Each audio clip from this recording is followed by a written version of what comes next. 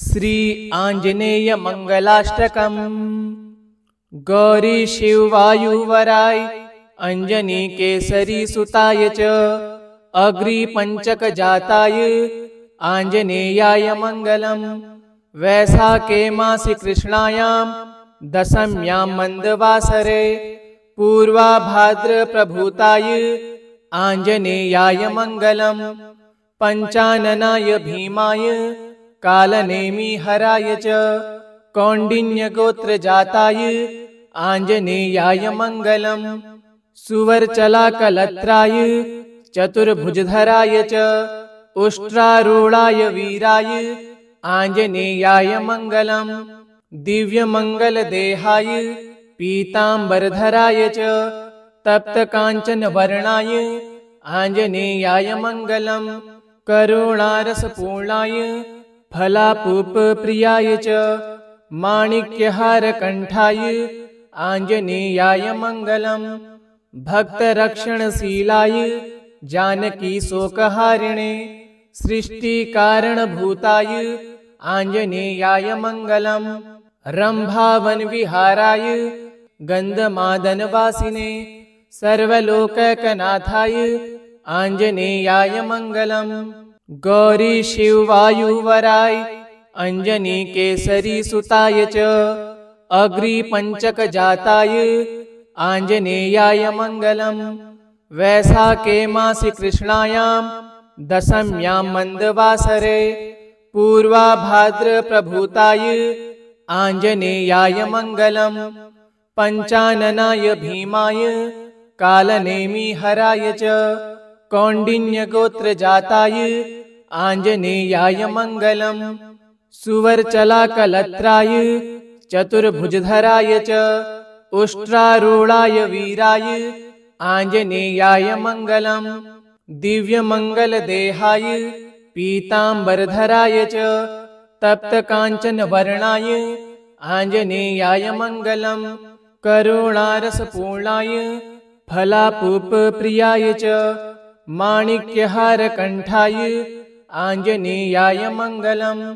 भक्त रक्षणशीलाय जानकी शोकहारिणे सृष्टि कारण भूताय आंजनेयाय मंगलम्। रंभावन विहाराय गंधमादन वासिने सर्वलोकैकनाथाय आंजनेयाय मंगलम्। गौरी शिव वायुवराय अंजनी केसरी सुताय च अग्रि पंचक जाताय आंजनेयाय मंगलम्। वैशाखे मासि कृष्णायां दशम्यां मंदवासरे पूर्वाभाद्र प्रभूताय आंजनेयाय मंगलम्। पंचाननाय भीमाय कालनेमि हराय च कौंडिन्य गोत्र जाताय आंजनेयाय मंगलम्। सुवर्चला कलत्राय चतुर्भुजधराय च उष्ट्रारूढ़ाय वीराय आंजनेयाय मंगलम्।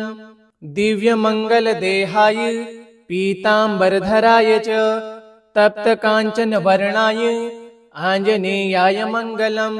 करुणारस पूर्णाय फलापूप प्रियाय च माणिक्यहार कंठाय आंजनेयाय मंगलम्। भक्त रक्षणशीलाय जानकी शोकहारिणे सृष्टि कारण भूताय आंजनेयाय मंगलम्। रंभावन विहाराय गंधमादन वासिने सर्वलोकैकनाथाय आंजनेयाय मंगलम्। गौरी शिव वायुवराय अंजनी केसरी सुताय च अग्रि पंचक जाताय आंजनेयाय मंगलम्। वैशाखे मासि कृष्णायां दशम्यां मंदवासरे पूर्वाभाद्र प्रभूताय आंजनेयाय मंगलम्। पंचाननाय भीमाय कालनेमि हराय च कौंडिन्य गोत्र जाताय आंजनेयाय मंगलम्। सुवर्चला कलत्राय चतुर्भुजधराय च उष्ट्रारूढ़ाय वीराय आंजनेयाय मंगलम्। दिव्य मंगल देहाय पीतांबरधराय च तप्तकाञ्चनवर्णाय आञ्जनेयाय मङ्गलम्। करुणारसपूर्णाय फलापूपप्रियाय च माणिक्यहारकण्ठाय आञ्जनेयाय मङ्गलम्। भक्तरक्षणशीलाय जानकीशोकहारिणे सृष्टिकारणभूताय आञ्जनेयाय मङ्गलम्। रम्भावनविहाराय गन्धमादनवासिने सर्वलोकैकनाथाय आञ्जनेयाय मङ्गलम्। गौरीशिववायुवराय अञ्जनीकेसरीसुताय च अग्रिपञ्चकजाताय आञ्जनेयाय मङ्गलम्। वैशाखे मासि कृष्णायां दशम्यां मन्दवासरे पूर्वाभाद्रप्रभूताय आञ्जनेयाय मङ्गलम्। पञ्चाननाय भीमाय कालनेमिहराय च कौण्डिन्यगोत्रजाताय आञ्जनेयाय मङ्गलम्। सुवर्चलाकलत्राय चतुर्भुजधराय च उष्ट्रारूढाय वीराय आञ्जनेयाय मङ्गलम्। दिव्यमङ्गलदेहाय पीताम्बरधराय च तप्तकाञ्चनवर्णाय आञ्जनेयाय मङ्गलम्। करुणारसपूर्णाय फलापूपप्रियाय च माणिक्यहारकण्ठाय आञ्जनेयाय मङ्गलम्। भक्तरक्षणशीलाय जानकीशोकहारिणे सृष्टिकारणभूताय आञ्जनेयाय मङ्गलम्। रम्भावनविहाराय गन्धमादनवासिने सर्वलोकैकनाथाय आञ्जनेयाय मङ्गलम्। गौरीशिववायुवराय अञ्जनीकेसरीसुताय च अग्रिपञ्चकजाताय आञ्जनेयाय मङ्गलम्। वैशाखे मासि कृष्णायां दशम्यां मन्दवासरे पूर्वाभाद्रप्रभूताय आञ्जनेयाय मङ्गलम्। पञ्चाननाय भीमाय कालनेमिहराय च कौण्डिन्यगोत्रजाताय आञ्जनेयाय मङ्गलम्। सुवर्चलाकलत्राय चतुर्भुजधराय च उष्ट्रारूढाय वीराय आञ्जनेयाय मङ्गलम्। दिव्यमङ्गलदेहाय पीताम्बरधराय च तप्तकाञ्चनवर्णाय आञ्जनेयाय मङ्गलम्। करुणारसपूर्णाय फलापूपप्रियाय च माणिक्यहारकण्ठाय आञ्जनेयाय मङ्गलम्। भक्तरक्षणशीलाय जानकीशोकहारिणे सृष्टिकारणभूताय आञ्जनेयाय मङ्गलम्। रम्भावनविहाराय गन्धमादनवासिने सर्वलोकैकनाथाय आञ्जनेयाय मङ्गलम्। गौरीशिववायुवराय अञ्जनीकेसरीसुताय च अग्रिपञ्चकजाताय आञ्जनेयाय मङ्गलम्। वैशाखे मासि कृष्णायां दशम्यां मन्दवासरे पूर्वाभाद्रप्रभूताय आञ्जनेयाय मङ्गलम्। पञ्चाननाय भीमाय कालनेमिहराय च कौण्डिन्यगोत्रजाताय आञ्जनेयाय मङ्गलम्। सुवर्चलाकलत्राय चतुर्भुजधराय च उष्ट्रारूढाय वीराय आञ्जनेयाय मङ्गलम्। दिव्यमङ्गलदेहाय पीताम्बरधराय च तप्तकाञ्चनवर्णाय आञ्जनेयाय मङ्गलम्। करुणारसपूर्णाय फलापूपप्रियाय च माणिक्यहारकण्ठाय आञ्जनेयाय मङ्गलम्। भक्तरक्षणशीलाय जानकीशोकहारिणे सृष्टिकारणभूताय आञ्जनेयाय मङ्गलम्। रम्भावनविहाराय गन्धमादनवासिने सर्वलोकैकनाथाय आञ्जनेयाय मङ्गलम्। गौरीशिववायुवराय अञ्जनीकेसरीसुताय च अग्रिपञ्चकजाताय आञ्जनेयाय मङ्गलम्।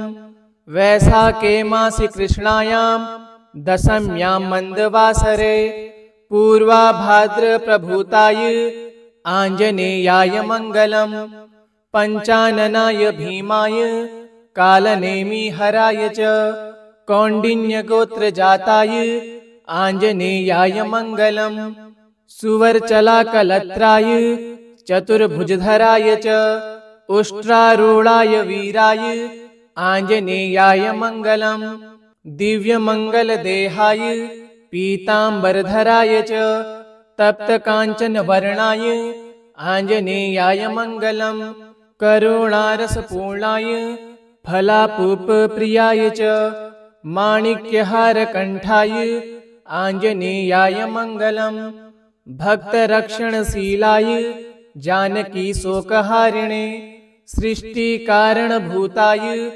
आञ्जनेयाय मङ्गलम् रम्भावनविहाराय गन्धमादनवासिने सर्वलोकैकनाथाय आञ्जनेयाय मङ्गलम् गौरीशिववायुवराय अञ्जनीकेसरीसुताय च अग्रिपञ्चकजाताय आञ्जनेयाय मङ्गलम् वैशाखे मासि कृष्णायां दशम्यां मन्दवासरे पूर्वाभाद्रप्रभूताय आञ्जनेयाय मङ्गलम् पञ्चाननाय भीमाय कालनेमिहराय च कौण्डिन्यगोत्रजाताय आञ्जनेयाय मङ्गलम् सुवर्चलाकलत्राय चतुर्भुजधराय च उष्ट्रारूढाय वीराय आञ्जनेयाय मङ्गलम् दिव्यमङ्गलदेहाय पीताम्बरधराय च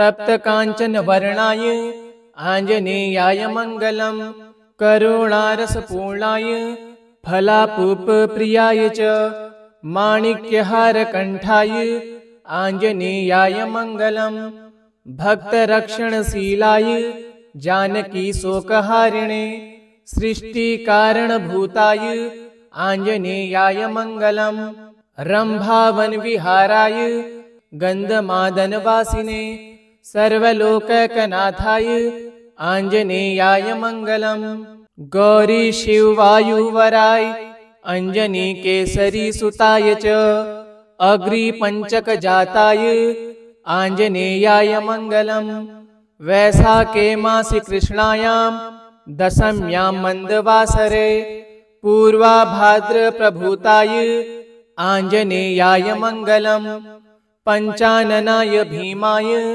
कालनेमिहराय च कौण्डिन्यगोत्रजाताय आञ्जनेयाय मङ्गलम् सुवर्चलाकलत्राय चतुर्भुजधराय च उष्ट्रारूढाय वीराय आञ्जनेयाय मङ्गलम् दिव्यमङ्गलदेहाय पीताम्बरधराय च तप्तकाञ्चनवर्णाय आञ्जनेयाय मङ्गलम् करुणारसपूर्णाय फलापूपप्रियाय च माणिक्यहारकण्ठाय आञ्जनेयाय मङ्गलम् भक्तरक्षणशीलाय जानकीशोकहारिणे सृष्टिकारणभूताय आञ्जनेयाय मङ्गलम् रम्भावनविहाराय गन्धमादनवासिने सर्वलोकैकनाथाय आञ्जनेयाय मङ्गलम् गौरीशिववायुवराय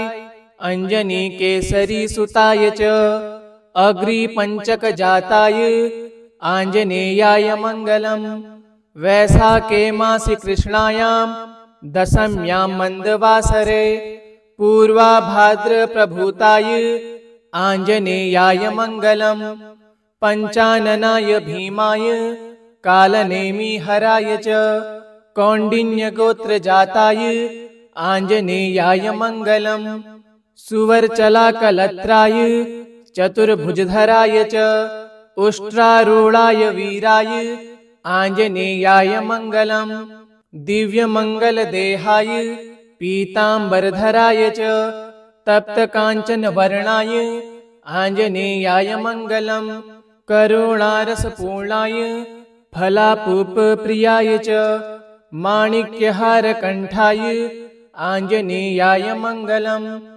भक्तरक्षणशीलाय जानकीशोकहारिणे सृष्टिकारणभूताय आञ्जनेयाय मङ्गलम्। रम्भावनविहाराय गन्धमादनवासिने सर्वलोकैकनाथाय आञ्जनेयाय मङ्गलम्। इति श्री आञ्जनेयमङ्गलाष्टकम् श्री हनुमतार्पणमस्तु। ओम हनुमते नमः।